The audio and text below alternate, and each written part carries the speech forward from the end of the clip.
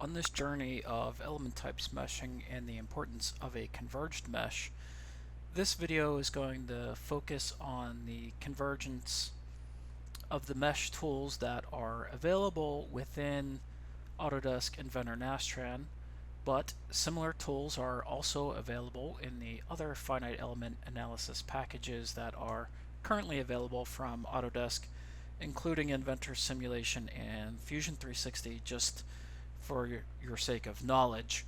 But again, we're going to focus on the tools as they apply within Inventor Nastran. So let's go ahead and take a look at that. So here we are inside of Autodesk Inventor Professional 2020, and I've come into the Inventor Nastran environment. I've already meshed the geometry. It has a material associated to it, and I've added a couple boundary conditions. These two boundary conditions are pin constraints, where I have constrained the radial and axial directions, allowing the tangential motion around those two holes. And then at this far end, we have added a force equivalent to 10,000 pounds. Since we are in metric units, it's roughly 45,000 newtons. And just as a quick reminder, this comes off our assembly here, so we're looking at one of the arms here and simulating a load that might be in the bucket as we are applying it directly to the end of the arm. So I've already set it up, since our focus really is on the convergence tools that are available within the program. And it should be noted that we are using Autodesk Inventor Professional 2020, and the convergence tools that I'm going to utilize are specific to the 2020 program and beyond. That is, they were introduced within 2020. So let's go ahead and do a first pass analysis. We'll run the simulation and see what we get as a result of that. Should be a fairly quick solution. And what we can see from our results with this first run, we see a maximum result of about 54.5 megapascals. And if we zoom in here, one of the things that you can see is that the stress in this area is on the edge between two elements. So that's one indication that our mesh could be better. When you look at the stress should propagate across several elements. When you see the stress following the contour lines of the elements, that's always generally an indicator that you could do with a better mesh. So we are going to refine the mesh. We are going to utilize the convergence tools that are available within Inventor Nastran. So let me return back to the setup environment.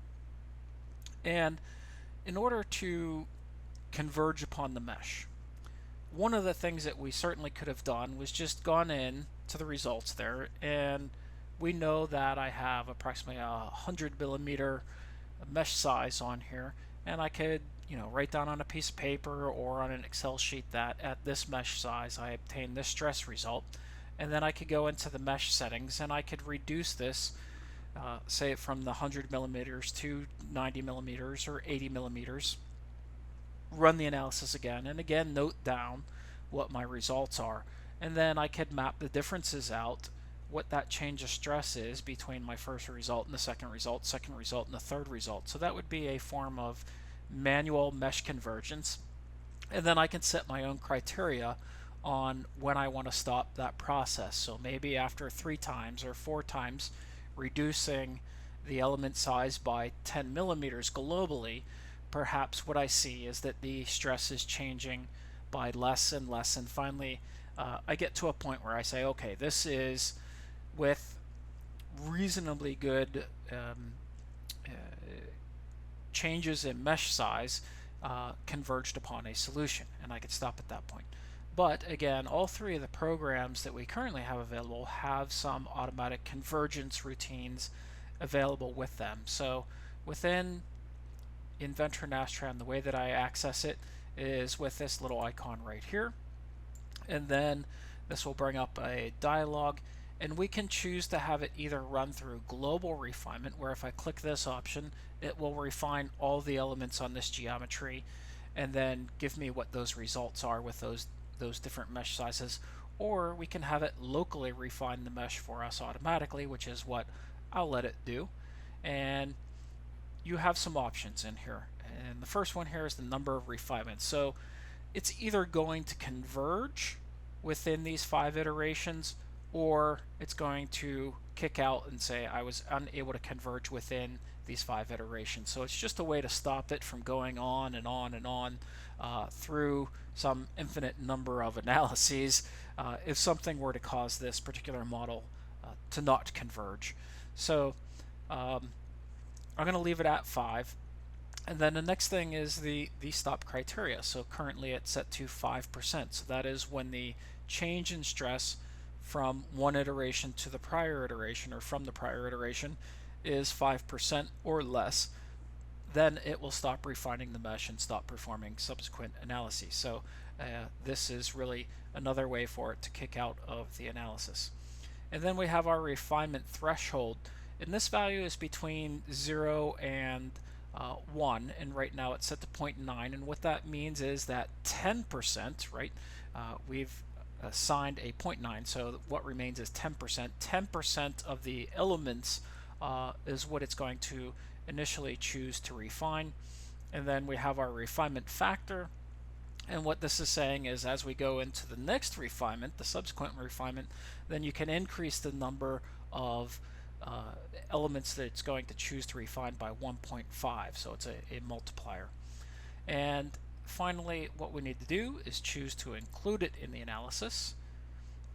If you don't check that box, then it won't run through the additional convergence steps.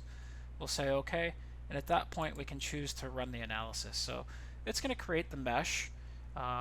It'll then come up with a dialog that shows me what the result of that particular analysis is, and then it will apply the refinement and again go through the steps. So this can take a little bit of time, so we'll come back once it has completed doing its thing. Okay, so now my iterations have completed. You can see that we get a pop-up dialog that says Mesh Convergence stop criteria was met, or the number of refinements was attained.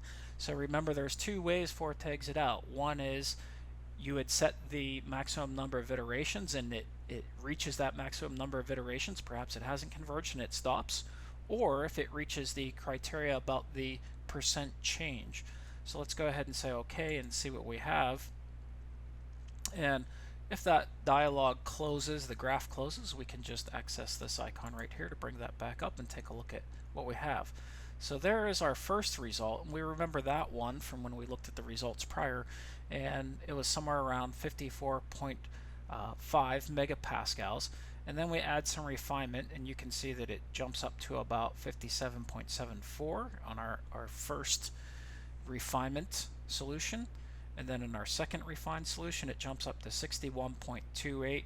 And then finally, in our final solution there, 61.52. So the difference between these 2 solutions is less than a 5% change in the stress. So it has achieved a converged solution there. And if we take a look at the results, let me display the von Mises results. Remember, our max stress occurred right in this area between 2 elements. And what you can see, let me turn off the max and min flags, max min markers. There we go. And maybe I'll turn off the turn off my constraints. There we go. Now we can see a little bit better. So it was occurring in this area right here between 2 elements. Now we can see that it's in this region right here, in the one area that we have constrained. So it certainly has added more elements within that region, and hopefully then what we have there is a converged solution. Pretty easy process to do, and I would say a worthwhile measure to take with your geometries. Okay, thank you.